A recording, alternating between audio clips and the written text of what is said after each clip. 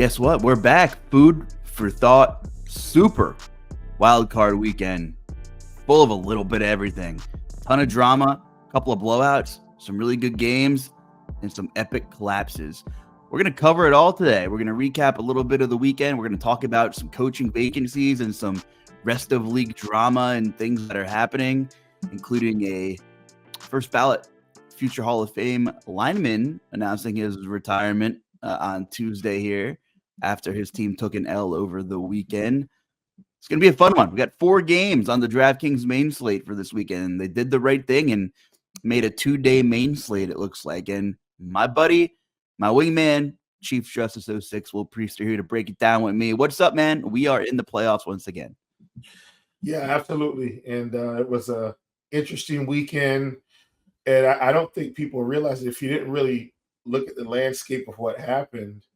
And I am a little hoarse this week, folks, because I've been coaching basketball and coached, two games over the weekend. So voice is a little bit weaker than usual. And I didn't really realize it until it was time for the pod. And I was like, hey, I don't have the juice today. So hopefully, as you can hear, hopefully we can still bring the heat. I just may not have to be my normal perky self verbally. Trust me, there's a lot of perk going on inside. And the interesting thing for me over the weekend, Luuch, was it was blowout city outside of one game in a wild card weekend. That took me by surprise. But Luuch, guess what? I sat back, I reflected, and I said, wait a minute. I shouldn't be shocked at all. This is the no faith league. And so, I'll do my no faith league recap really simply here and just kind of talk about what I think were the main factors in the game. Browns, Texans, 45-14. We saw a rookie quarterback just have a masterful performance in C.J. Stroud. And we saw a Joe Flacco who flamed out a bit. The 2 pick sixes is really what cost him this game. The game was fine. If you watched the first half, you thought this game was going to be 45-40. And the 2 pick sixes really just put the nail in the coffin. CJ Stroud runs away with it. Texans emerge from triumphant. Dolphins, Chiefs. Dolphins just never got going. Chiefs did what they had to do in cold weather, 26-17. It is what it is. Cowboys, Packers. This might be actually the big one, Luuch. Cowboys at home. They pretty much hit around their average for points, but boy, did the Packers get going on the ground and through the air early. We just saw, Jordan Love make timely throws again and again and again. Felt like Romeo Doubs had 10 yards of separation on every reception. Guys running wide open in the secondary. They had a really good game plan. And once again, I think that speaks to Matt LaFleur. And once again, Luuch, you're going to hear from me in this way. The Packers keep beating Father Time. I think that's something we need to discuss a little later. The Packers are now continually beating Father Time with their quarterback, and it ruffles a little feathers. They don't care. So Jordan Love needs to realize right now he's probably got about 10 to 12 good seasons, and then he's out the door. They'll be on to the next great quarterback. I'm joking a little bit, but you get my point. Rams, Lions, definitely probably the most exciting game in terms of competitiveness on the weekend. Both teams played well in the first half, slowed down a bit in the second half. Lions were able to fend off the Rams. Looks like Josh Reynolds got his revenge, had a big day. I think he had somewhere around 5 catches for 80-something yards or 90-something yards. We had a big day. Bills, Steelers. I don't think anybody expected the Steelers to win this game. Hung around, but the turnover ball got them. Mason Rudolph throws a turnover late in the first half in the end zone, by the way, Luuch. And so instead of this thing being maybe what I think was 14-0 at that time, or maybe 21-0, they were getting the ball back. I can't remember exactly, but either way, that turnover was very costly. Definitely changed the complexion of that game. And then the Eagles just never got off the bus. Buccaneers run away, 32-9. I will say this: if you notice, Buccaneers kept kicking field goals until the touchdowns kept continued to run up, and they just ran away with this thing, man. And so Eagles have a lot to figure out. No Faith League recap, wild card edition with a little bit of a hoarse voice. Good recap. Backtracking chronologically, pick sixes also killed the Browns. I was wrong about this game. I thought it was a coin flip, all things considered, but I picked Cleveland. I did too. It was a coin flip until the pick sixes. Like it was a back and forth affair for sure.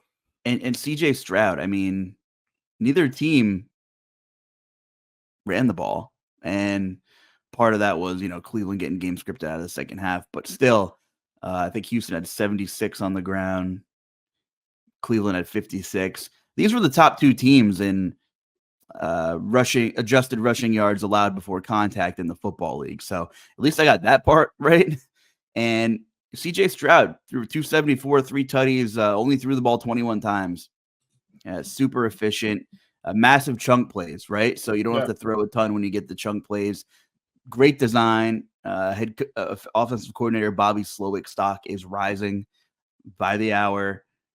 They had a couple of pick sixes. Nico Collins, 15-yard tutty. Brevin Jordan, 76 yards from CJ Stroud in the second quarter. Dalton Schultz, a 37-yarder as well. And they found explosive pass plays. But they've been doing that all season. They've done it all season. That's the thing. From time to time, we saw this Browns defense be a little bit leaky. Great on paper. Thought they underperformed. Were not as consistent as maybe I thought they would be. I know they were a little banged up, but I mean, you had Denzel Ward back there. You had your guys, and just testament to D'Amico Ryans, this whole organization.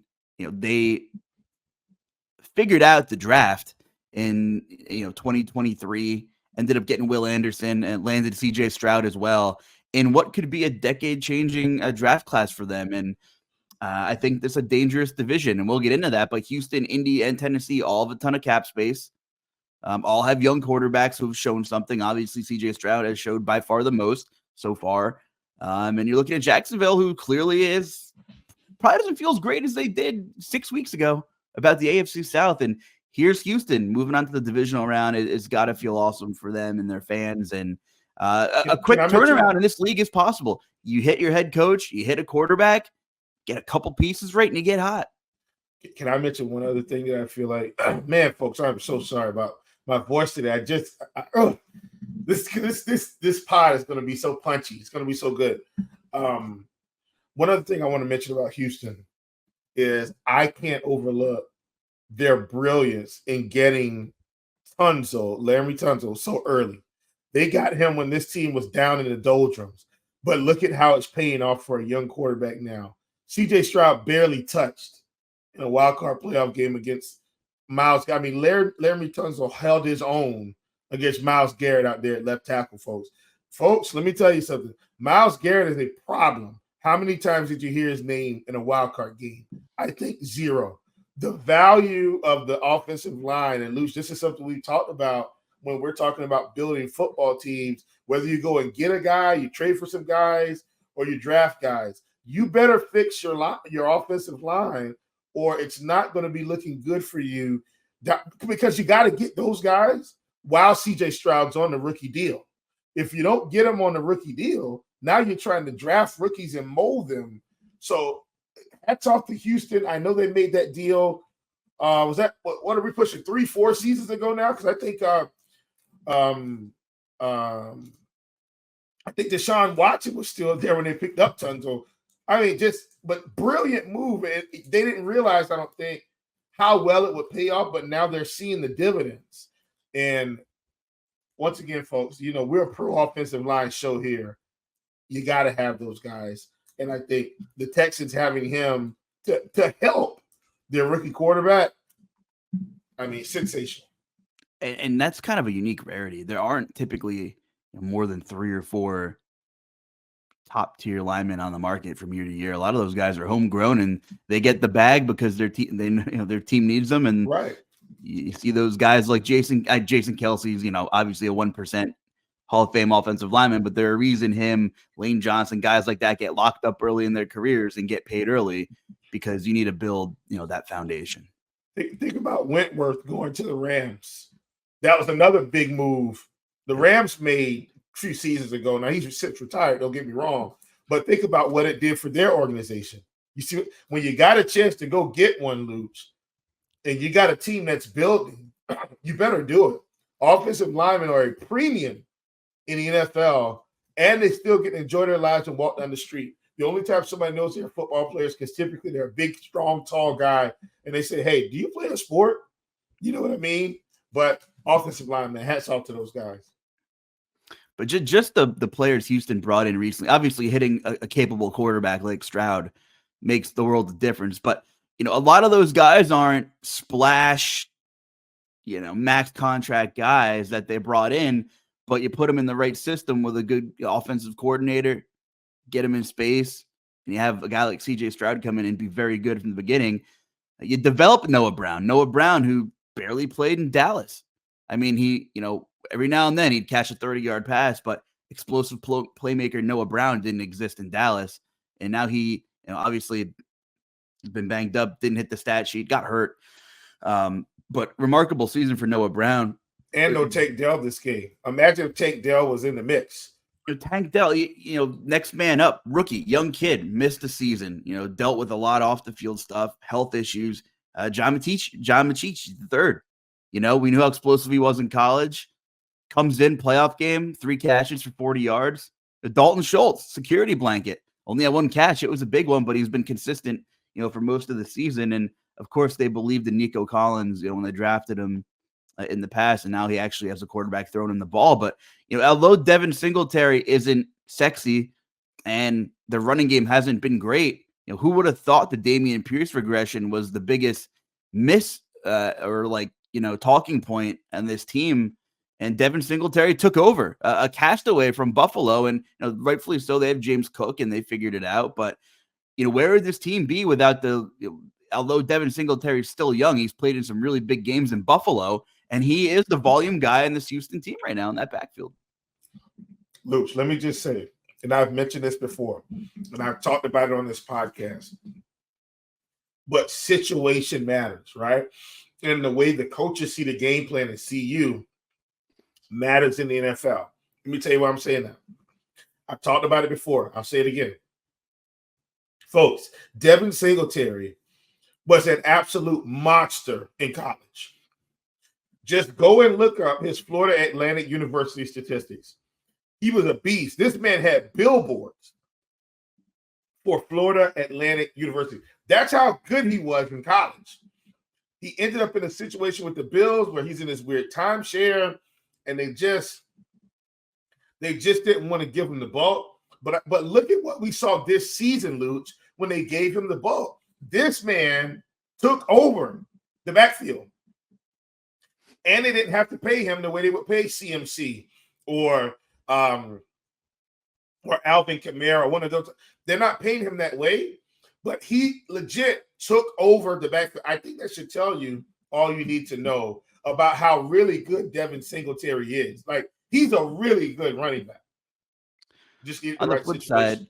On the flip side, I don't know what to say about Cleveland. Obviously, a huge disappointment, especially in the way that second half ended. But what do you do? There are 8 teams in the NFL with negative cap space heading into 2024, and the Browns are one of them. Deshaun Watson, you can't even say anything about this season. It was a lost one, and maybe we'll never see that quarterback again. I mean, he has so much pressure on him to perform due to his, off the field history. And, for one reason or another, I'm sure his DMs are full of more hate mail than most of the players in the NFL. For whatever reasons it is, it's got a lot going on. And you've seen Joe Flacco come in this offense and really open it up in ways that he did not when he had opportunity in Cleveland. And, you think of Cleveland and you think of teams that are ready without the quarterback, and Cleveland's pretty close, man. And I don't know what their situation is going to be. It's going to be fascinating to see if they are indeed stuck with Deshaun Watson. I don't know how you don't give him another season at this point just because of the financials. Yeah, And the money says they have to give him another season, bottom line. Yeah. So I know a lot of teams got blown out and the Browns included, but you start to look to 2024 as a fan and the roster's great. You look at the position, the guy taking the snap under center, and maybe you don't feel as good. Maybe you don't feel as good as you want to be heading into next year because that seems like the glaring hole, the question mark. Can he take care of the ball? Like, can he be a game manager with an occasional couple of play action deep bombs a game? They don't need him to carry the team like he was in Houston. They need him to play confident football and win 10 games, 11 games. What are your thoughts on Cleveland heading into next year? Well, I think if Deshaun Watson comes back completely healthy, and Nick Chubb comes back completely healthy, then they have a shot again to be in the thick of things in the division. Now, next year, Joe Burrow should also be healthy. I don't know what's going to happen in Pittsburgh, but he should also be healthy. Here's the thing, Luuch. It kind of in the same vein of what you mentioned. Deshaun Watson doesn't have to be 300 yards passing the game. The offense just has to move down the field, and he has to look like an NFL quarterback. Now, what do I mean by look like an NFL quarterback? I'm saying if Deshaun Watson can give them anywhere from 230 to 250 a game on average, and can pick up a few yards on the ground, like he did back in the day. He doesn't have to run every play, but if he can pick up 20 to 30 yards rushing on the ground a game, right? Have some timely throws and keep them in the game, out of trouble, keep the turnovers down, and score points. Even if they go back to a methodical style, which is what we pretty much saw from Stefanski outside of Joe Flacco pushing it down the field. If he looks good, Luuch, right? Because what happened since spots this season, he just didn't look good. They were winning games, but he didn't look good. If he just looks good and they win, I think people are going to even forget about the contract. They're going to say, okay, hey, Deshaun's playing good football, not turning it over, methodical, decisive, moving the football down the field. We're scoring points, we're winning games. Hey, this looks great. And they probably could have used some of that on Saturday, believe it or not. They probably could have used some of that methodical Deshaun Watson, a little bit of the rushing ability from Deshaun Watson to keep them out of trouble. But, of course, he's been on the shelf hurt, and he's got to get past it because, it's going to go down as – and look, here's what I'll say last thing, and I'll be quiet about this. I still can't fault Cleveland for swinging for the fences here. They had to do it, right? Think about how many draft picks they had that they just wasted. I mean, Baker Mayfield is the most recent to come to mind, and now he's headed to, the second round of the NFC playoffs. And so many other guys, Luuch, Johnny Manziel, Tim Couch, they had Carson Palmer. He left. Just think about how many people, how many quarterbacks came through that organization along with head coaches. So Stefanski obviously is going to stay. And I think they were trying to swing for the fences, Luuch, and secure one of the best quarterbacks at that moment. And he was. He just hasn't looked the same since he's been there. Kansas City and Miami. Chiefs got it done at Arrowhead. I thought this game would be a little closer, but these are two of our food for thought second-tier teams that we talk about. A little more volatile, a little more inconsistent. And I guess I could say a lot of things about Miami, but I guess for me, it boils down to is, in my eyes, they had one quality win, and that was against our food for thought tier 2 Cowboys team. And other than that, they got blown out by Baltimore. They, obviously Bills twice. They got blown out by the Bills. Semi blown out by the Eagles. They mopped up the bad teams, but and they could have beat the Chiefs barring a meltdown late in Germany. They could have beat the Chiefs, but psychologically, Luuch, this team just didn't get it done this season. No. But in the NFL, if you win the games you're supposed to win, if they win half of those top tier team or tier 2 teams, they win half of those, they're the AFC East champs, and they got to go to Miami to play. Period. They cost themselves a shot at a home playoff game by losing to Buffalo. It's what it is. How about Spags in that Kansas City defense, though? As bad as Miami is, and right now, and in injuries everywhere. I get it. You know, you're talking to a Tennessee Titans fan, though, who led the league in bodies used for 2 out of the last 3 years. So I kind of have no mercy. But other than that, I mean, it almost looked like Miami was predictable. I mean, and I don't know. There's plenty of fingers to point around. It's kind of, I know Tua's numbers, regular season numbers, were eye popping, and clearly Tyreek Hill makes anyone a better quarterback with what he can single-handedly do to a defense. Just ask Patrick Mahomes. I mean, I don't think it's a testament to Mahomes' lost ability to play quarterback. I mean, if you watched that game against Miami, he was still doing things, and you're like, damn, there's maybe one other guy in this league that can make that throw or jump here and make that throw or have the presence to get move, escape here, or put this on the money there. Look at that finesse ball, the leadership that calls at the line. And I get Mahomes a little goofy. He's kind of a goofy dude, but the guy is a killer on the football field.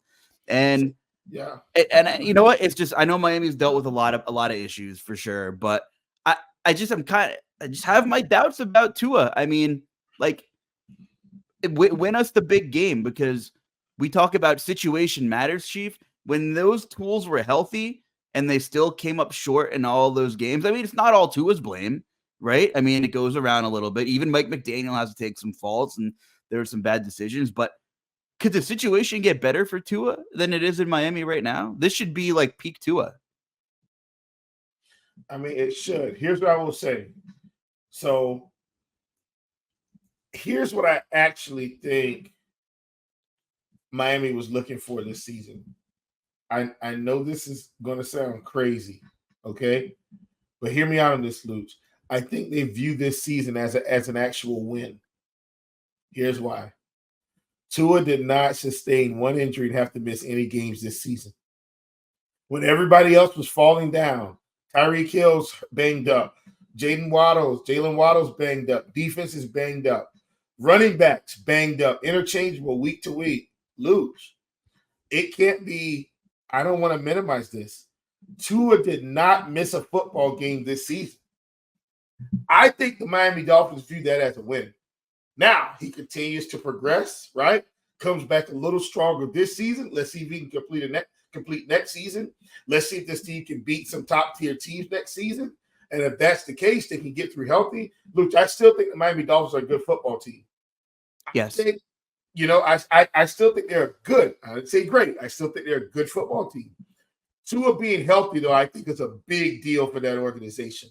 If Tua goes down at any point this season, has to miss 3 or 4 games, I think we're in the discussion of, hey, does Tua make it as their quarterback, or do they start thinking about something else when it's restructuring contract time? I think Tua proves he can be durable this season. If he can do it next season, Luuch, and keep building, I think they have something there. Their defense is going to be better. Like, they come back healthy. Bradley Chubb goes down this year. Oh man, Ramsey didn't start the season. You know what I'm saying? There's some things to look at and say, okay, well, it didn't go quite how we wanted it, but if we can get healthy, everybody do your job over the summer. Don't go to Cancun and eat fajitas all day. Let's work. Let's get stronger. Let's get better. Let's protect our bodies. And they're professionals. They'll do that. Which I do think there's something brewing in Miami. We just got to see it. I think for the franchise too is, you can look at cap numbers, and there's so many ways to, get back to where you need to be and have a little wiggle room. The Browns, according to overthecap.com, are $12 million in the hole, which sounds like a lot, but you might have to lose a piece or two, but generally you could probably run a similar roster back. For Miami, they are 29th. They're negative 40 in the hole million. And you could bring in some personnel, but you're going to have to get rid of a couple of guys and shed some expiring deals. So it's going to be a net, kind of a net wash either way. So I just think we're generally going to be seeing the same Dolphins team for the most part returning. So I think the help that they are going to get is going to have to be through the draft or maybe some one year vet minimum type of deal. And the Chargers are in a similar situation. The Bills, similar situation. The Saints are in double the cap hell of any other team. They're negative 82 million in the hole. And I'm sorry, folks, the Saints are who they're going to be. That team, you're going to see that's what you're going to see in 2024. There's really no way you can work around negative 82 mil in a season unless you do a complete total rebuild and reboot this whole thing. So I'm not super concerned about Miami. I think they're a good football team, but I don't think you're going to see a boost in talent other than them getting healthier. And maybe they won't need it in the right matchups. Everyone growing together another season, maybe they organically get better. I could say the same thing about the Bills, right? Like, boy, I wish it was anybody but Sean McDermott with Josh Allen, honestly. But I have no qualms about the Bills. They're going to be contenders in 2024, 25 as well. The Chargers, God only knows. Who are they going to bring in a head coach? We'll get to some of that soon.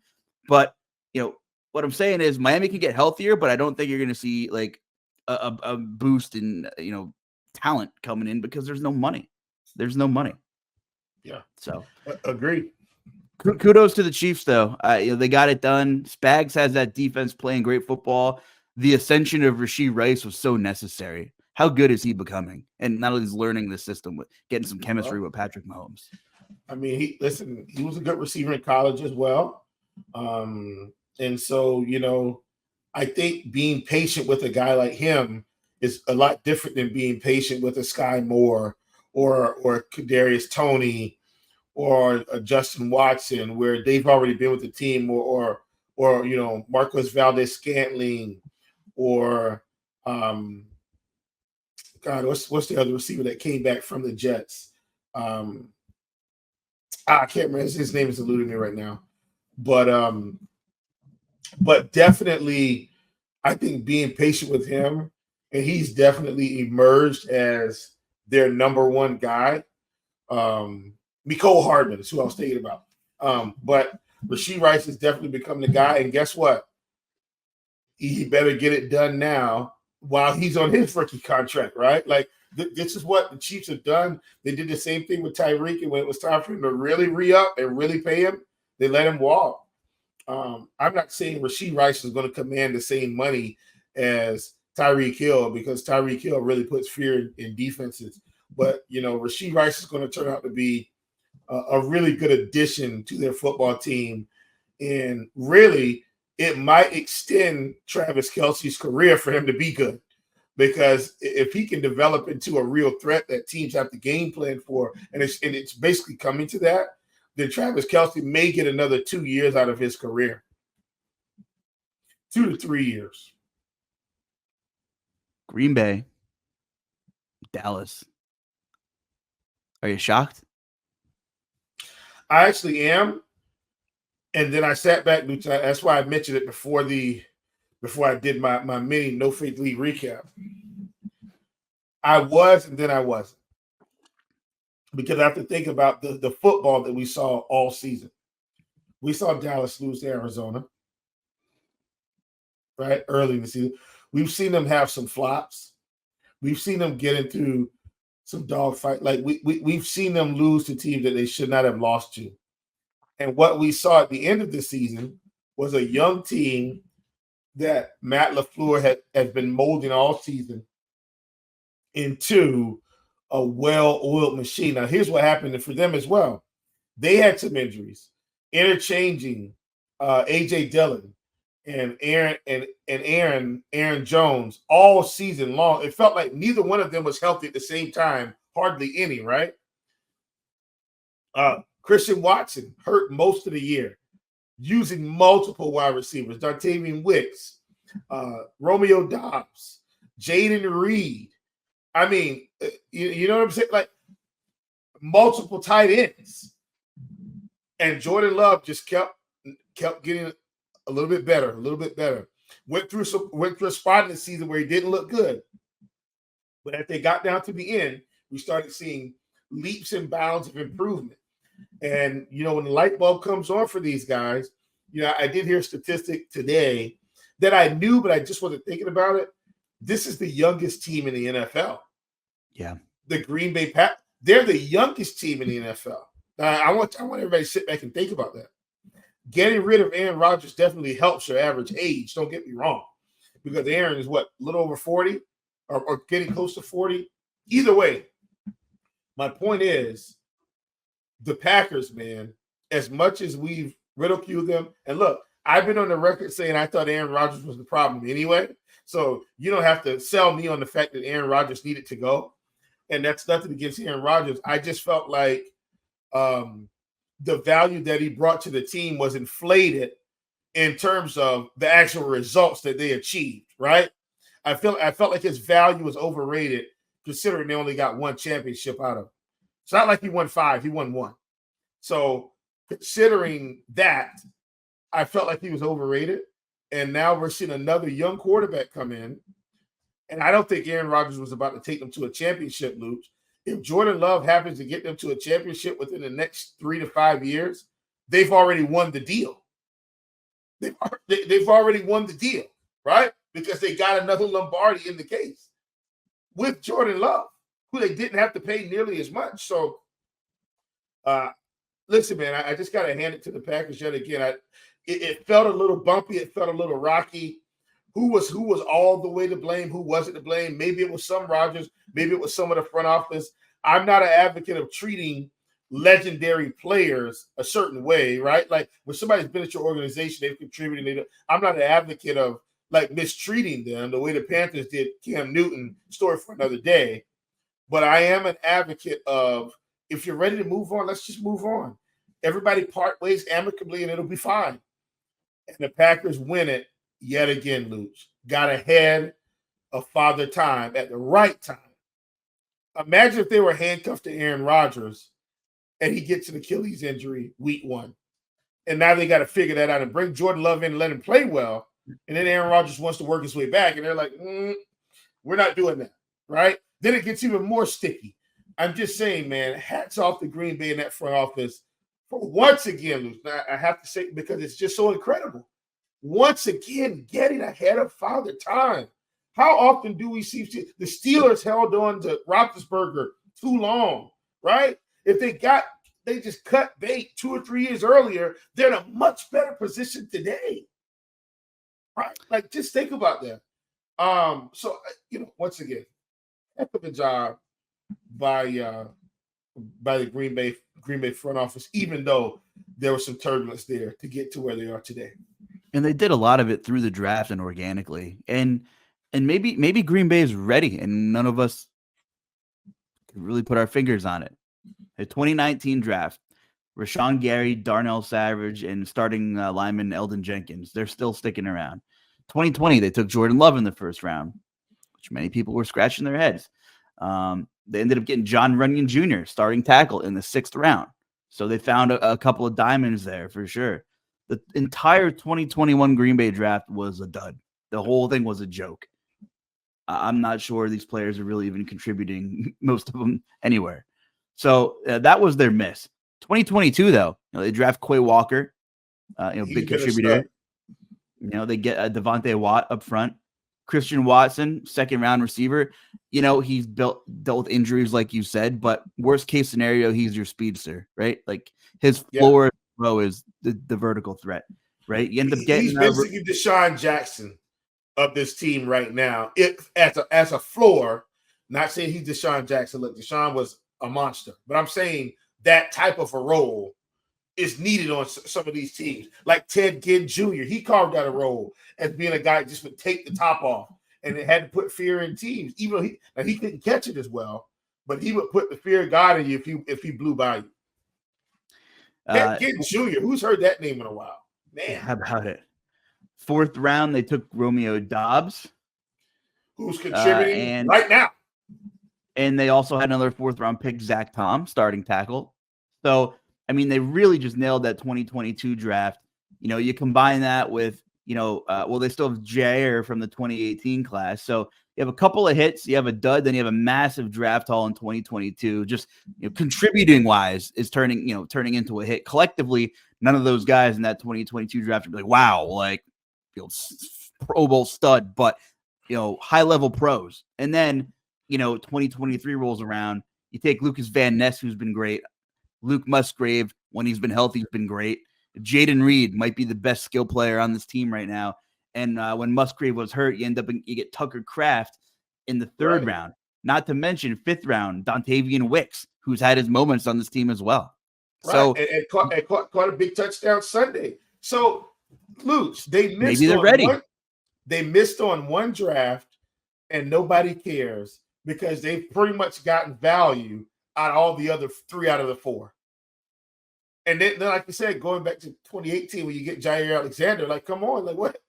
They built through the draft, but here's what you heard, Luuch.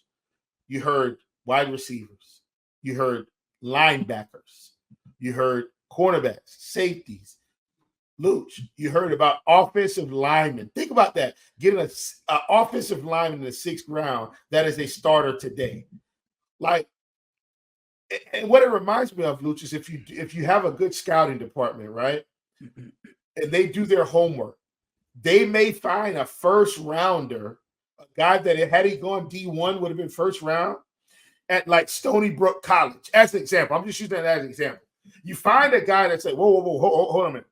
Who is this guy at this D2 school or D1? Who is this? Nobody's found this guy? Hey, folks. They keep that close to the vest. They say, look, son, we think you can go pro. We want to get you here.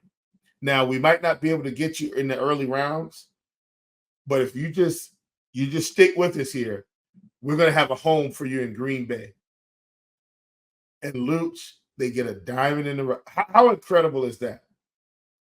And it's because of all the media noise. Of course, Green Bay, super small market team, has had generational quarterbacks for the last 2.5 decades that kind of put them in the national media spotlight because you have 2 Hall of Fame quarterbacks. Reggie White chooses Green Bay also during the free agent saga. Right. I mean, and that attracted a bunch of high-level skill players, playing with these guys. But all the media noise the last couple of years, Aaron Rodgers leaving. Aaron Rodgers, what's wrong with Aaron Rodgers? He's leaving. He's gone. And he's out of Green Bay now for how long? And it's still, pretty much what you hear coming out of the North media.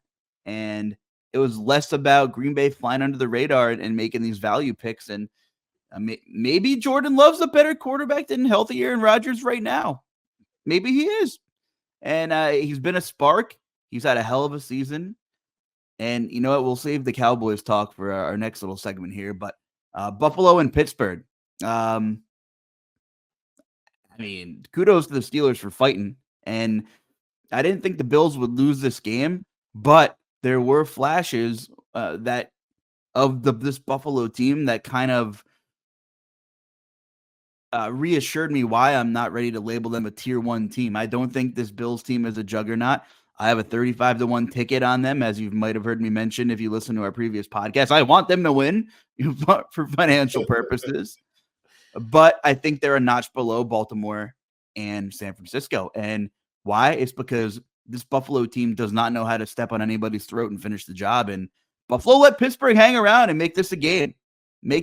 I mean, early first quarter, the live line was minus 24.5. That's how much of a blowout it looked like, it should have been. But Buffalo, I would say, did enough of nothing for the last kind of 2 quarters, other than kind of just like survive. And they got the job done. They won by 14. Don't get me wrong, but this, was a lot closer for about 6 or 7 minutes of this second half than it probably should have been. Regardless, the Bills are moving on. I just think I'm sticking with my assessment of them being one of the tier 2 football teams that are left, with the upside with a clean game to maybe win the Super Bowl. Maybe. The problem is, so here's why Baltimore and I think San Francisco, and I know they didn't play, and neither one of those teams played this weekend, but here's why I think we really view those teams as tier 1, Luuch. not only do they pass the eyeball test, they pass the coaching test. These teams have legitimate coaches that will make legitimate adjustments, have a legitimate game plan, and will have their team in a position to win. They also have what I like to call disciplined, Luuch. Both have pretty disciplined defenses. So they're not going to go out there and fool Baltimore too many times. Baltimore isn't going to let them off the hook with Shakir running down the middle and juke some guy and get it to his own. That's not happening against the Baltimore Ravens. You get what I'm saying? For sure. Those things aren't going to happen. Josh Allen isn't going to break away for a 52-yard touchdown. I can assure you Patrick Queen or one of these guys is going to be on what I'm going to call a partial spy, right? They might not be in full spy mode, but I think they're going to get coached. Hey, all eyes need to be do your job, play your position, keep eyes downfield. We're not going to let Josh Allen run over us and make these big explosive plays with his legs, as an example. You get what I'm saying? I'm saying they will have the discipline to keep Josh Allen under contain enough, right, to help them win the football game. I think both of these teams, San Francisco and Baltimore, play complementary football, even in most games, right? Well, when you're playing complementary football, it's very hard to beat a team that's balanced enough on defense and offense.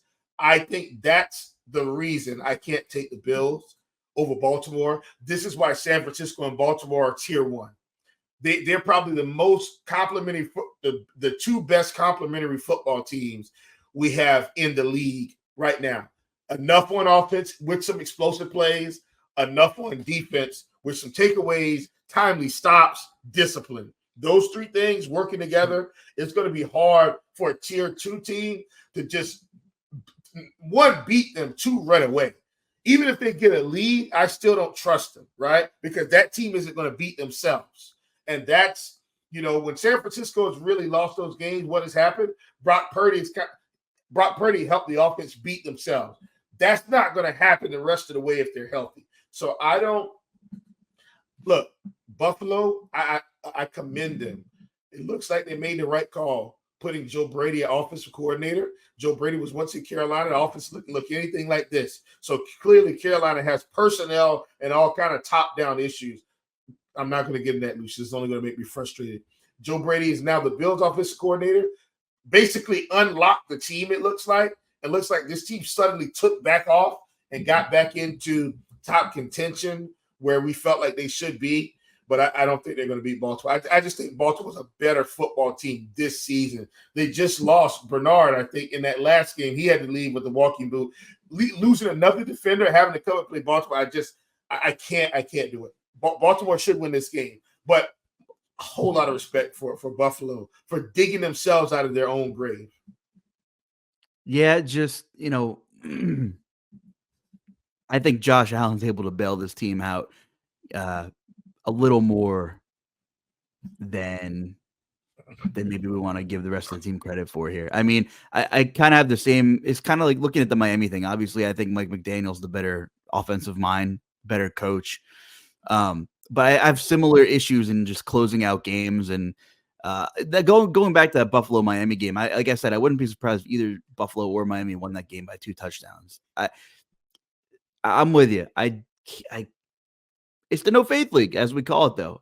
If there's anybody that's going to put a couple of plays together in one game that make you say, how the hell did he do that? It's probably Josh Allen.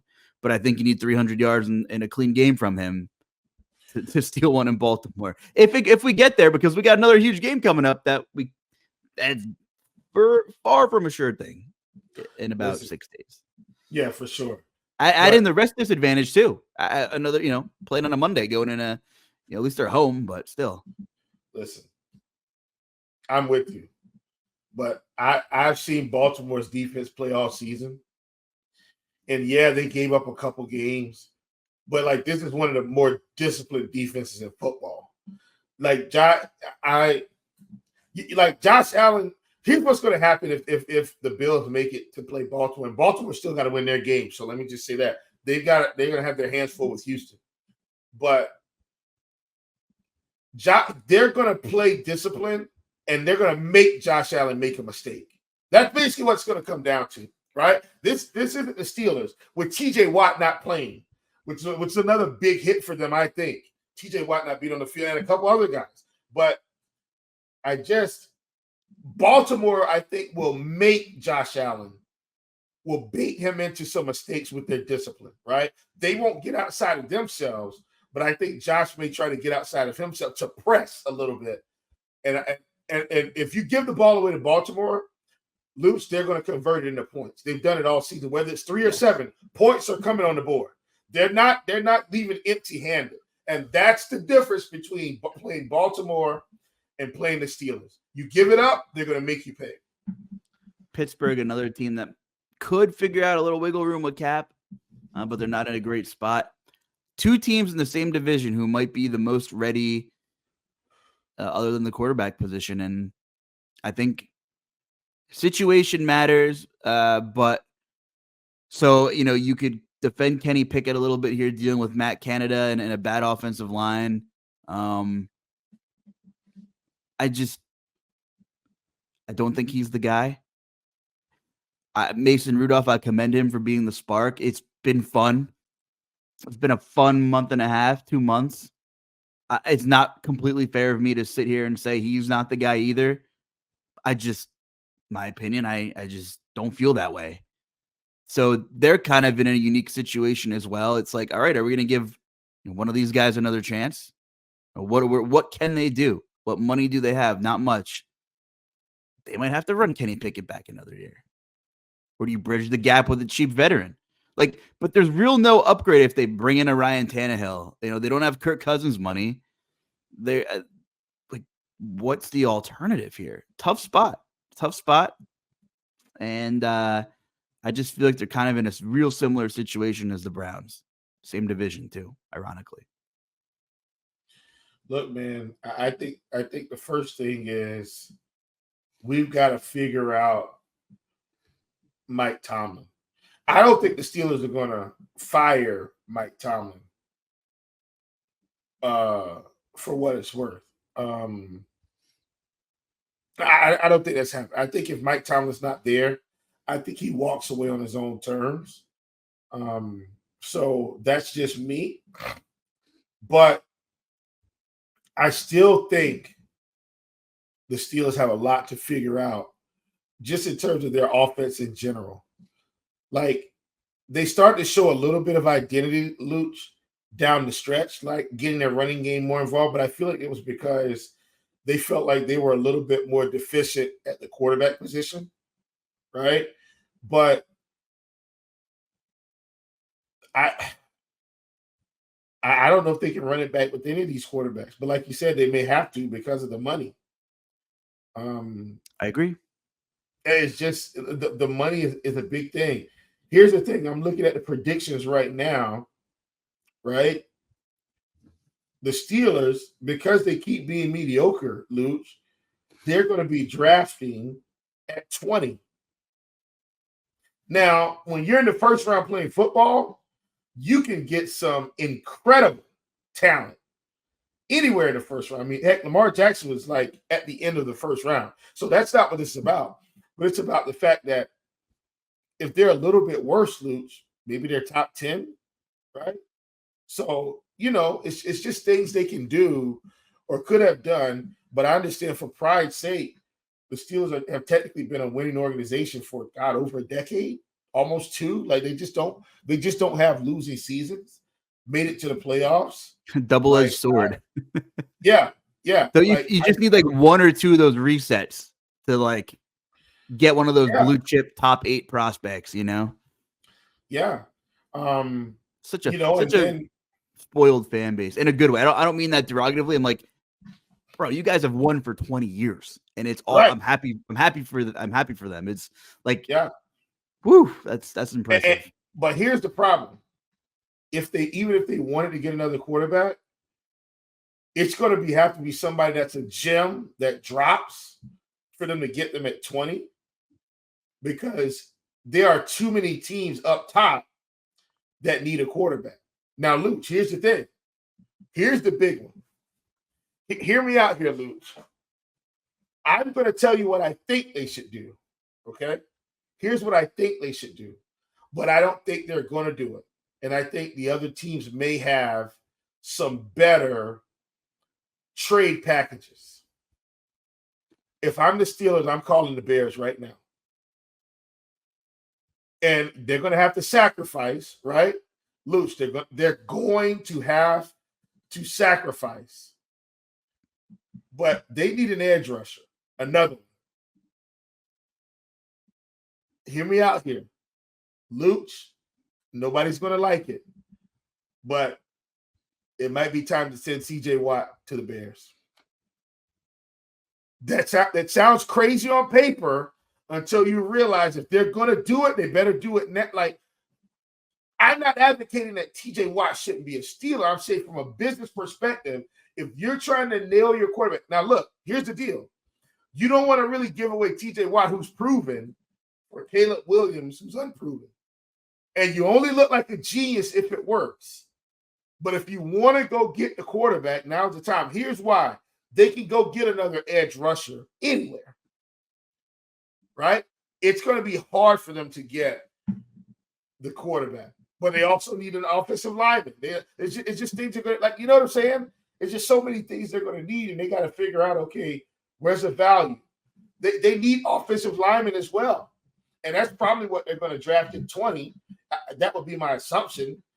Anyway, I know we're all speculating here, but I'm saying if they really want to go get a quarterback, flipping TJ Watt would be, I think the Bears would be chomping at the bit. They'd say, whoa, you're going to give up Watt? Now, the Bears might also have to send them something else too, but you get what I'm saying? It could work. Have you seen that TJ Watt contract? Yeah, I know what it is. He has a potential out this season. No guaranteed money. They could. But hot take. Do you get what I'm saying? It makes sense. What have the Bears been doing? Look at what they've done over the season. They didn't go and pick up offensive guys. They went and got defensive guys all season long. What better way to completely shore that defense up? Get TJ Watt closer to the end of his contract than he is in the beginning. The Steelers get Caleb Williams. And now guess what happens? The Bears still have another draft pick coming up, Luuch. Like, it's not like they're out. I love it. They still got the ninth pick. They could go get a wide receiver. They could go, like, you get what I'm saying? The possibilities are endless. It's gonna be interesting couple of months. Anyway, listen, that is a hot take. I get it, but like, and I don't. And the Steelers are loyal, so they're not going to get rid of TJ Watt. But I'm saying if you really want to sway for the fences here, like, that would probably be the trade of the decade. If you think that fixes things more than it doesn't, and you have no money to go out there, you free up some space to get a quarterback. The Bears it's not crazy. A quarterback, and the Bears get a defense that will probably be one of the most feared in the NFL. In a division that's coming fast. Right. Like they would basically be going back saying, hey, we're going to try to get our defense back to, smothering, keeping the points low, right? And then you bring in Greg Roman and say, listen, carry this offense to the promised land. And all of a sudden, this Chicago Bears team comes out of nowhere, and the NFC North is back. It's a dogfight to get to the playoffs now. When you got to go into Chicago, the Soldier Field, you got to go into Lambeau, you got to go to Detroit. Like, you see what I'm saying? It's a dogfight. Incredible. Look, what if Minnesota brings Kirk Cousins back after all this? Who knows? Yeah. Who knows? That's what I'm saying. Nah, I love that. Put that in your back pocket for when a blockbuster trade happens in like 8 weeks. And we'll say check the tape. Yeah. Last one, Eagles Bucks. I didn't get everything right this weekend, but Tampa Bay +3, easiest bet of the year. Epic collapse. Eagles were 1-7 their last 8 games. Yeah. Rough A lot of finger pointing, a lot of blame to go around. Just terrible football the last couple of weeks. AJ Brown didn't play. Todd Bowles and the Buck splits all the time. Yeah, AJ Brown writing was was on the targeted. wall. AJ Brown Writing was was on the targeted wall. 44% of the time when Jalen Hurts was under pressure this season, and clearly you saw Hurts just peppering first reads last night. It wasn't AJ Brown. It wasn't AJ Brown. I don't know the state of the Eagles right now can't be fixed with the way things are. And I don't know what the hot commodity, why Brian Johnson's so heavily coveted, because there's a big difference between play calling and play design. And I don't think he could do either one of them very well. And I don't think that's helping Jalen Hurts, quote unquote, read or feel a defense at all, or either of those things. Everything's broken. Things have to be fixed, and I'm waiting for Howie Roseman to drop some news at some point with something. Something has to change. And all the rumors and the whispers about the culture in the locker room and things aren't good. Well, things aren't good. No. And then, AJ Brown just deleting all of his socials before the weekend was just kind of the tip of the iceberg. It's like, here we go. There's some merit behind that. And Jason Kelce said, screw it, I'm out. So what to do with the Eagles? What is the issue after being world beaters, print the shirts the first half of the season, and things went spiraling down very quickly? Like it was at your fast. And I think the other thing too was once the NFL gets enough tape on you, right? Because you got to think these are professionals, man. Like we hear about these long days and nights that the film crew has, Luuch, all the way down to the equipment guy, the coordinators, the head coach. These guys have long nights. Sometimes they're sleeping at the facility, right? So this is a full-time job for them. They're making all this money, but it's a sacrifice to make these hundreds of thousands, millions of dollars, Luuch. Here's the deal. Once teams have you figured out in the NFL, you're dead. So you have to continue to evolve, right? Because, and I heard a coach say this. This was a basketball coach. This is a women's basketball coach, by the way. But something she said was brilliant. I mean, just brilliant. She said, look, at this point in the season, it all comes down to who wants it more, who can execute. She said, they know all our stuff. We know all their stuff. They know what we're going to run. We know what they're going to run. It comes down to who's going to show up and put their best foot forward every single game, right? And so you sit back, you think about that. Yeah, you're going to add some wrinkles, right? But who's going to put on the pads, put on the jersey, walk out there with pride, and say, "Look, let's get it done." What I saw on tape from the Eagles was a team that didn't have any pride. When I see missed tackles on what feels like every play of the game, Luuch, now we're playing with a lack of pride, right? Like, yeah, people are going to get run over. Everybody's going to slip. Like, that's part of the game. But when we have multiple occurrences in one game, just a lack of pride, a lack of culture. Yes. Football culture.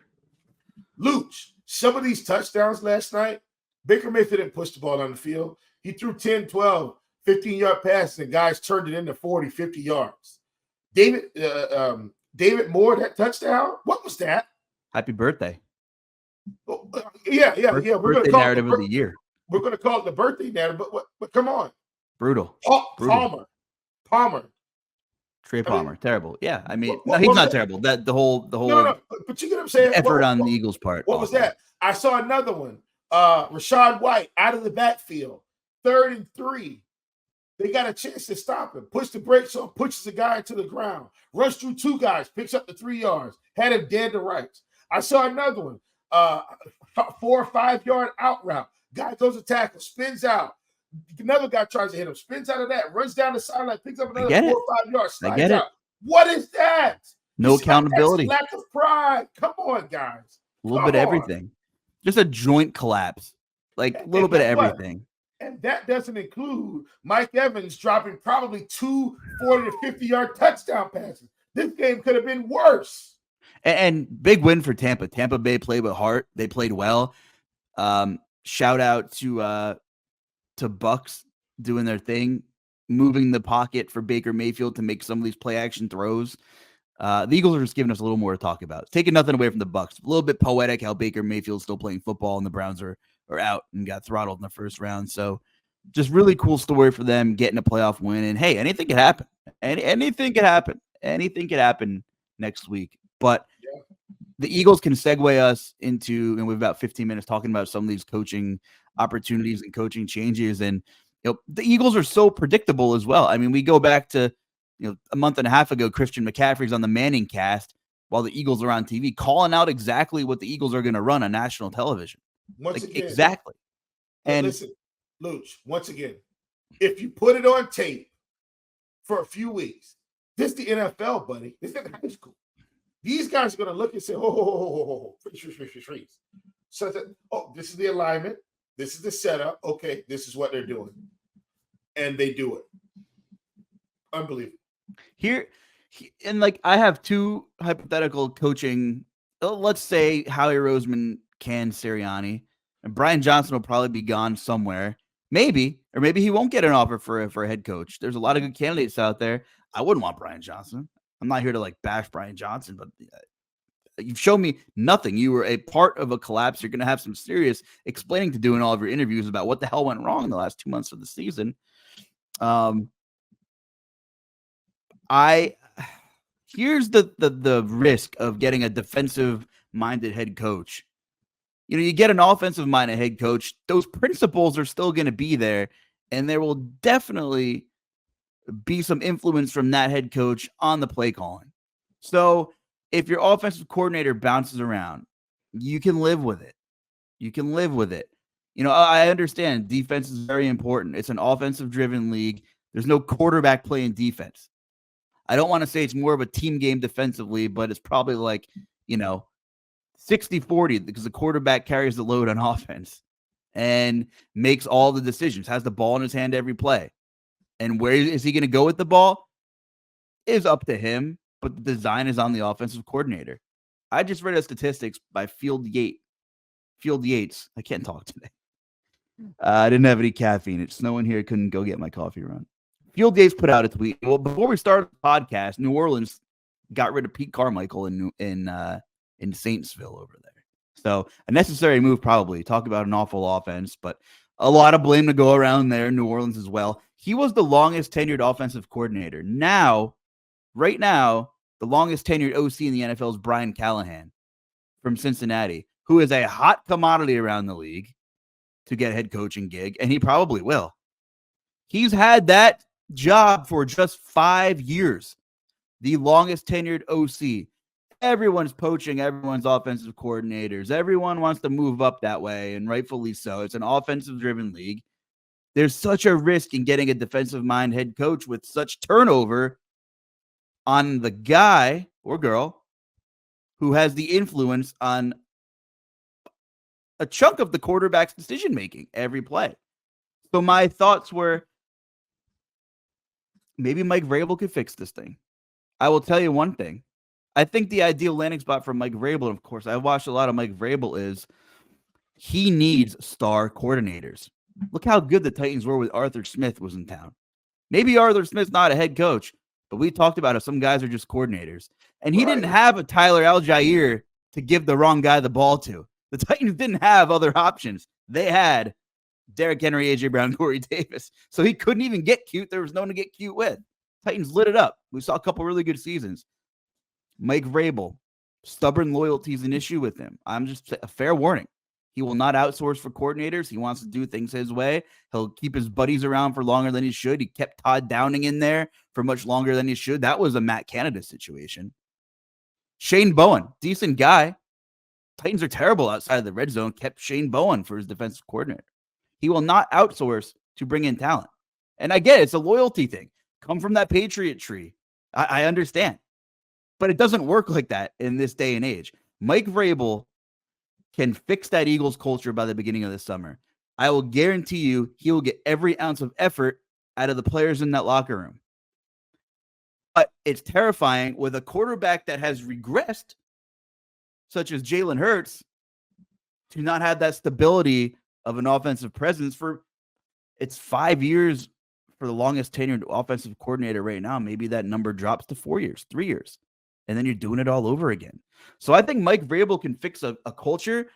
He just better hit the home run every season with those coordinators. He's a brilliant in-game decision maker, knower of the rule book, the best motivator in football. And I crap a lot on Dan Campbell, but Dan Campbell is up there too. Awesome stuff by Detroit. We didn't talk Detroit, LA, and we probably should have, but like freaking awesome for the Lions. But I do worry about them losing Ben Johnson, who is one of the most brilliant offensive minds right now, who's going to get a head coaching gig somewhere. And now you put in a new system with whoever comes into town because it's not Dan Campbell, running that side of things. But hell of a job at Dan Campbell fixing that culture. He pulled a Mike Vrabel in Detroit, and now this guy, like Mike Vrabel with Tennessee and the runs that they had, and now Dan Campbell has that opportunity to turn this whole thing around. And we might see a similar situation in 4 years from now when Detroit maybe kind of plateaus and they need to bring someone in on the offensive side of things. So I think, I heard some of my Eagles fans asking me about Vrabel, and I think he'll fix the culture by June. But I worry about the offense. I worry about Jalen Hurts not being paired with, a Sean McVay, a Mike McDaniel, a Ben Johnson, a Brian Callahan. My other idea is Todd Monken. He's interviewing for head coaching gigs. Does he want to be a head coach? I don't know. But we saw him go to Baltimore and not turn Lamar Jackson into a drop back and throw quarterback, but he incorporated the necessities to open it up, and Baltimore's very good right now. So those are my two fix-it ideas. I don't know if Nick Sirianni gets canned, but I'd be shocked if there weren't some serious changes coming from Howie Roseman. I talked a lot there, but I figured I'd let you get your voice back. No, we're good, man. Look, I'm good. Like, everything you said is amazing. I am going to backtrack to the Lions Rams and just kind of talk about what we're talking about in terms of coaching. Like, X's and O's are one thing, but you got to get players to buy in to what you're selling and feeding them, right? And but here's how you get that buy-in, Luuch. There's got to be true accountability. And even though some moments might be tough or rough, if there's accountability across the board, if they know, hey, the coaches are going to be accountable, the coordinators are going to be accountable, the players then say, okay, there's accountability. Let's buy in. Luuch, then they buy in and they start seeing results. Accountability and results go a long way in the NFL. Accountability and results. And I think that's what they have in Detroit. And then as a result, Luuch, the coach says, hey, I'm going to trust you guys to do your job. Why does Dan Campbell go for it so much on fourth down? Yes, the analytics, but what is it doing? It's empowering Jared Goff to go out and do what he's supposed to do as the quarterback of this football team. And so the confidence gets rolling. Ben Johnson, what else does it say? It said, hey, Ben, I'm trusting you to make the right play call here, buddy. So Ben Johnson gets entrusted to do more, and the team feeds off that, right? And all of a sudden you get some mojo going. And yeah, Detroit's tier 2, but this team won 12 games this season. Most they've won in a long time. Won a playoff game. Most they've won in a long time. Got some excitement going. People are saying, hey, these aren't the same old Lions, and they're not. And leadership at the head coaching position goes a long way in this league. And that's why I think there's going to be so many coaching changes and so many other guys coming into some of these spots. Leadership. How far can it get you, though? It gets you pretty damn close to the right thing. Mike Tomlin, leadership, wins, but not getting very far. Hasn't won a playoff game since 2017. That team needs more talent. Right now, the Detroit Lions are a much more talented football team than the Pittsburgh Steelers. And it reflects in their record, right? Those 12 wins, that's a reflection of everything working together now.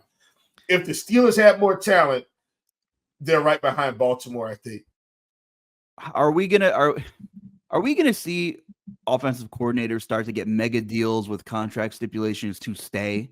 Because you almost have to nail the up and comer guy no one knows about as your offensive coordinator if you're like a motivational head coach, a head coach that just coaches, and doesn't call the plays. Like you got to nail the Ben Johnson. Like this is an elite pairing that might not happen again because the next quote unquote next best thing might not be the next best thing. You take a chance on a young guy and he might not pan out. Like it's such a timing thing of nailing, getting a guy who's clearly not yet coveted to become a head coach, but a brilliant offensive play caller. The timing is now for Detroit. We'll see what happens. Vrabel didn't have it since Arthur Smith left in Tennessee. Mike Tomlin had to deal with, good Lord, Matt Canada, right? Going back, Todd Haley. He never had that offensive mind with him. I don't care what anyone says. Those are old school football minds is 2023, 24. Like the timing has to be perfect too. And Ben Johnson's the guy in Detroit right now. Bobby Slowick in Houston. D'Amico Ryans better find some. It helps when you have a fantastic quarterback for sure. But Josh Allen can't mask all the lack of creativity in Buffalo. And he's one of the best quarterbacks in the league.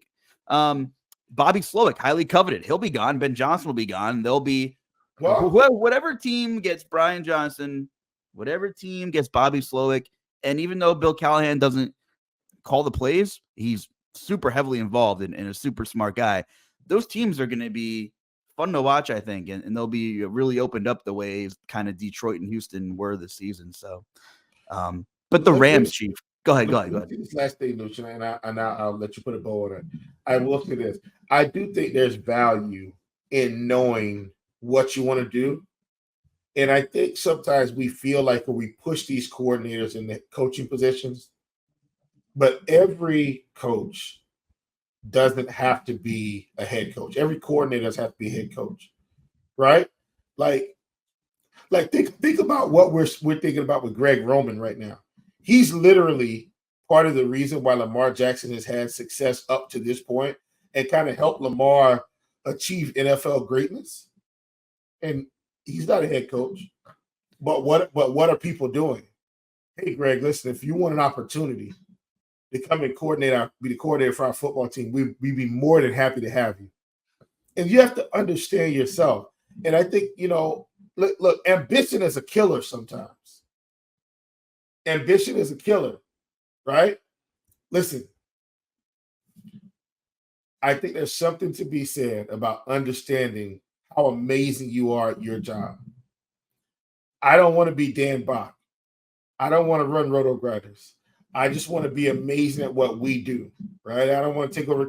Now, look, maybe I take on some more responsibility later. I don't know. But my point is, I understand, hey, I've got a niche here that I'm good at. I want to be the best niche guy I can be on this team. And sometimes when you're a coordinator, could you imagine if Chip Kelly came into the league as an offensive coordinator rather than a head coach?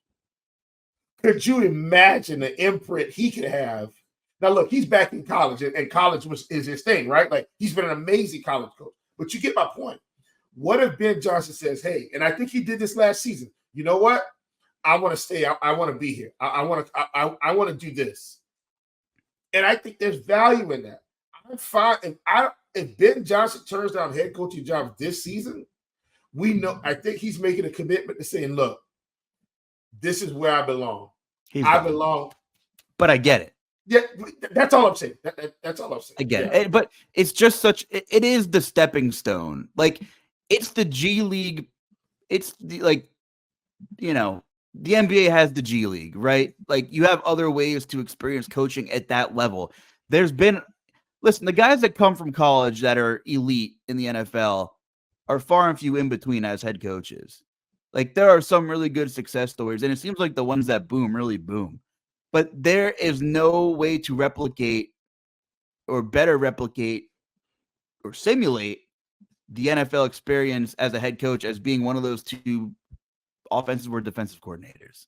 Like, so it's such a like apprenticeship type role almost. Like, of course, you have your own mega responsibilities, but like that's it. Like, you are the second in line, like, of course, leading most things and most responsibilities on practice days in certain situations and from the locker room. So at that same token, like that role is almost expected that these guys leave, right? So it's such a different situation in the NFL opposed to, minor league baseball. I mean, there's a million different divisions you can work your way up, but where do you coach? Where do you coach if you're not in college, to work your way up to the pros? Interesting to think about. For sure. But can we note the Rams, though? I mean, Matthew Stafford's a warrior. Aaron Donald thought about retiring. Sean McVay thought about leaving. What did Matthew Stafford have left in the tank? The roster was gutted. You hit a generational talent, allegedly, in Puka Nacua. And the Rams were a field goal away from freaking turning it up and getting to the next round. And I hope they run it back. They finally got some draft picks again after the whole selling the farm thing. And Matthew Stafford's still an elite quarterback in this league. He's maybe the toughest quarterback in the league. When he's healthy and has some weapons and a little bit of play design, he's a top 10 quarterback. That's all I needed to see. Unbelievable season from the Rams. That was a win for them for the year. Yeah, absolutely. And the difference between the Rams next year and the Rams this year, they're not sneaking up on anybody. Everybody will understand, hey, don't listen to the media, right? This team's not bad. They're going to be fine. We have to be ready to go. And, that's, to me, that's going to be the thing about the Rams. If they run it back, how do they adjust to people still understanding, hey, the Rams are still a good football team, Hey, let's do 5 minutes here. And because there's the coaching, this is like a mega year for coaching changes. And I don't think we've seen an offseason like this between the veterans, the proven winners, the Super Bowl champions, the legacies, the Hall of Fame coaches, and these new up and comers, the handful we just mentioned, the Antonio Pierces, making a real statement as kind of a Dan Campbell, Mike Vrabel type leader, locker room guy. Max Crosby says he wants out if Antonio Pierce doesn't come back to Las Vegas. So, you make that kind of impression on someone like Max Crosby, right? Who everyone on the team pretty much follows. You're obviously pretty damn good at what you do. So that being said, two things, looking back at Mike Vrabel and, the mass media and the talking heads, I guess that's kind of like what we are in a smaller version. My head's talking, but why did Tennessee let him go? This, that, and the other thing. He wanted control of the whole roster. He wanted control of the personnel, and you just can't play Mike Vrabel football. Accompany that between some lack of communication with the president, the owner, Amy Adams Strunk, and Rand Carthon, the GM, and you get some friction. And I think Vrabel should have just been the coach, but he's a guy who wants control, just like Jim Harbaugh's going to want control, just like Bill Belichick wants control. And Tennessee brought in Rand Carthon from San Fran, worked with John Lynch. He knows what they built. The Titans had the smallest analytical presence in the NFL before Rand Carthon came in and hired a couple of guys. One of those guys was Chad Brinker, the assistant GM from Green Bay, who we just talked about what they built. And, I am a Mike Vrabel guy. I think he can win with a team that's already built with talent, that doesn't need pieces, that has coordinators. But Tennessee has a lot of money to spend. There's going to be brand new personnel, and they needed some new life. They needed some young offensive mind, and I'm hoping they get one of them to pair with Will Levis. You can't run, pass in this day and age anymore. Derrick Henry was the anomaly. Vrabel's a good coach. He might have just not been the right guy in this situation. And it kind of makes me a little sick, but at the same time, I'm in favor of the new wave. Give me guys from the 49ers and the Packers tree to build this team and pair them with a young coach. And, look what they built in Detroit. Look what they built in Green Bay with the changing of the guards that they've had. And it kind of gets me excited. So I think the right situation for Vrabel is going to be interesting, but, whoever the GM is or the president needs to kind of move aside for Mike Vrabel, move aside for Jim Harbaugh. Jim Harbaugh could turn this Chargers thing around. Is any of these guys? I heard whispers of Dallas. You think Jerry Jones is going to give one of these guys, more of a say than he in personnel control and things like that? I don't think so. That's why I'm a little stunned that the Falcons and Arthur Blank have this kind of synergy with Bill Belichick, I guess. To my knowledge, it's the only interview Bill Belichick took. So I'm just a little bit surprised. I mean, Arthur Blank is the alpha, the guy that, wants to call most of the shots there with Atlanta. So it's not like a marriage that I saw or thought would fit very well. What are your thoughts on Bill Belichick? Well, before I do that, what I want to do, Luuch, is I want to make sure people understand where the vacancies are, right? Because I think that's important for people to know, because you might forget about some of them. There are a lot, and I do mean a lot, like way more than usual, right? Out of nowhere, Pete Carroll's fired, so Seattle has an opening. That's one we don't even think about, because it's so Seattle has an opening, folks, for a head coach. Now, the Patriots have already filled theirs with Jerome Mayo. That ties into Belichick. We know Vrabel's gone. We know Rivera's gone. We know Arthur Smith is gone. We know Carolina fired theirs. We know Brandon Staley was fired as well. So I'm just kind of putting that out there just so people understand, like, those are the vacancies. And then, the Raiders fired Josh McDaniels.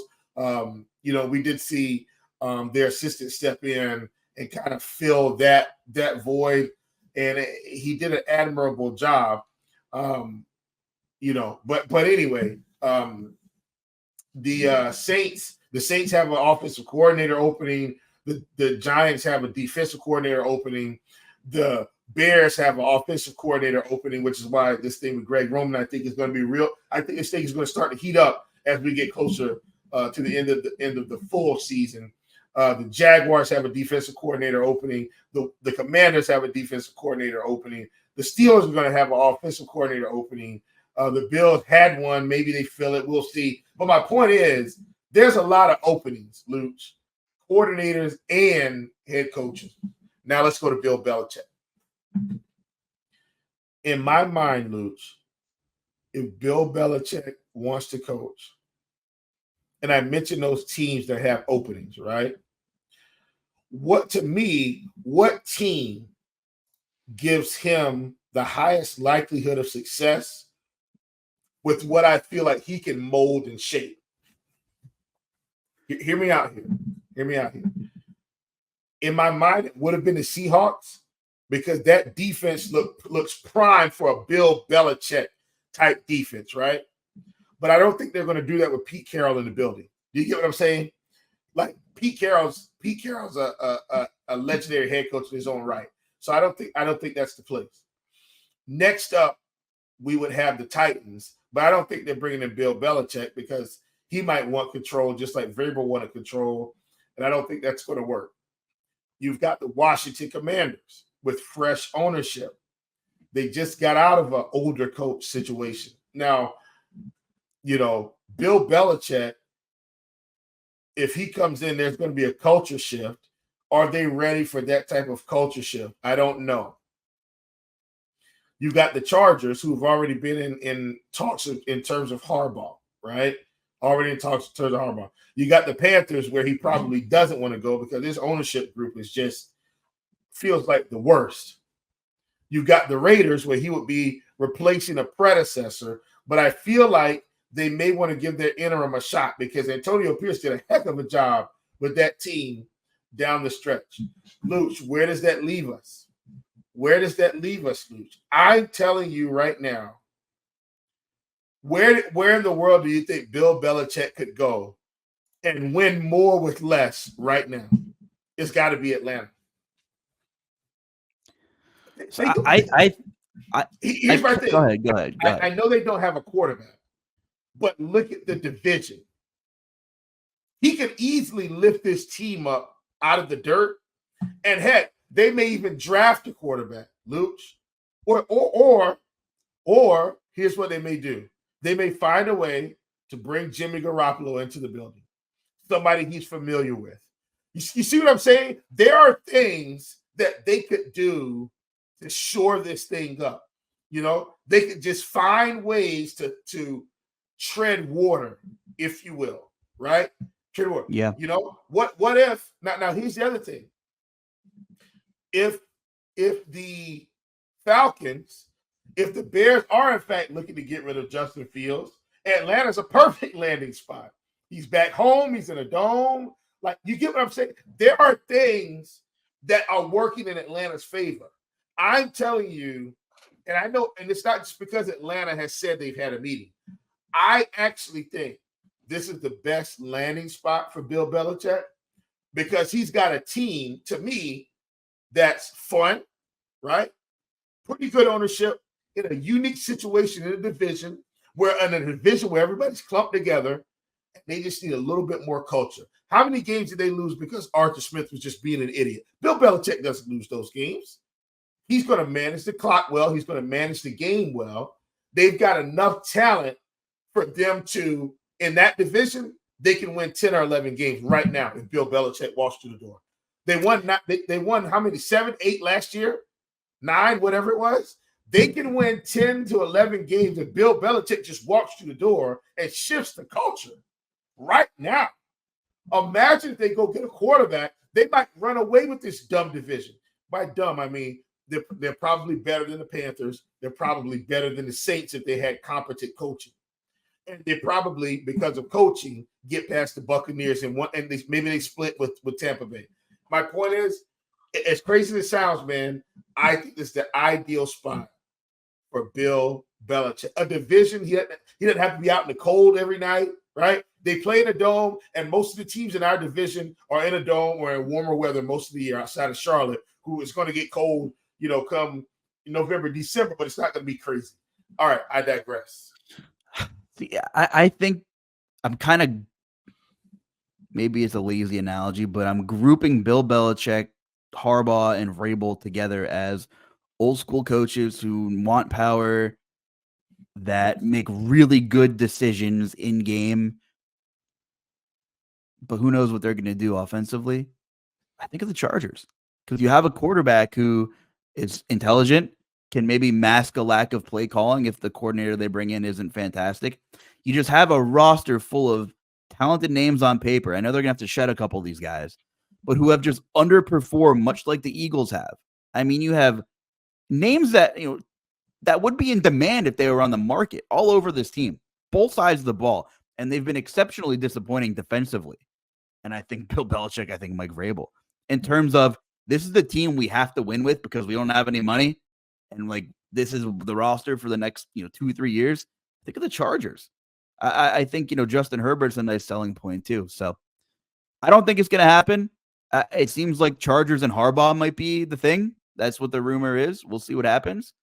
But I like the Atlanta take with Belichick. It makes a little sense to me now that you broke it down for me. I guess I can live with it. I mean, here's my thing. I just feel like if he goes to the AFC East, right, on paper, that division should be getting tougher because I feel like the Chiefs are going to try to fix some of those offensive problems. The Raiders, if they fix their stuff, they should be better, right? The Broncos got better as the year went along, but they kind of faltered. And then you're dealing with the Chargers. Ooh, if they get a new coach and they hit, where they should be for their talent, if he goes to the Chargers, I feel like he's got more of an uphill battle. I do think there's some validity in him wanting to continue to tack on wins to his resume, for what it's worth. What better division to go to than the NFC South, where you could possibly win a division your first year in? You know what I mean? I think it's close. We did a lot of talking, but I just want to say, awesome for Detroit again. And, I'm not super pro Dan Campbell is the future. And, you and I have said on the show that Detroit might not be ready, but they might win a playoff game. Well, now they might parlay that into 2. They got Tampa Bay. Yeah. I'm not taking anything away from Tampa Bay.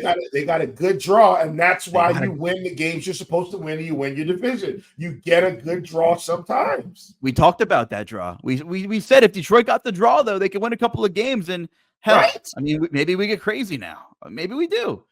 And maybe Dan Campbell wins that Super Bowl. Maybe because the timing with Ben Johnson, things are cohesively playing together. Maybe they're not the most talented team defensively right now.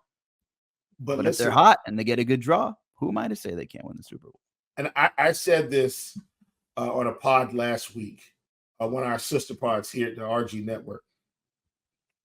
Listen, the 49ers actually got the worst of the draw here because Green Bay is a much better team offensively than Tampa Bay right now. Now, can Jordan Love go in there and make some noise and put some things on tape that give possibly the Lions some intel? Maybe. But the 49ers should have a pretty interesting spot here because Dallas didn't win. And I don't know if the 49ers were expecting to play the Packers, and the Packers are hot right now. Like, they've got the juice right now. And so we will see, what happens here in this divisional round. But the Lions, on paper, definitely look like they're on their way to an NFC championship. How awesome would that be?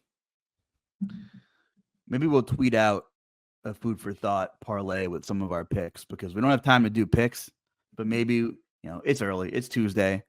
Let's hit the reset button, figure out some picks for these games, and we'll get them up on Scores and Odds for sure. Check out scoresandodds.com. I can go through it real quick because I already know where I'm at. I'm going Ravens. I'm going 49ers because I think they're better. I'm going Lions because I think they're better. I'm going Bills at home. Chiefs on the road this week. I don't see it.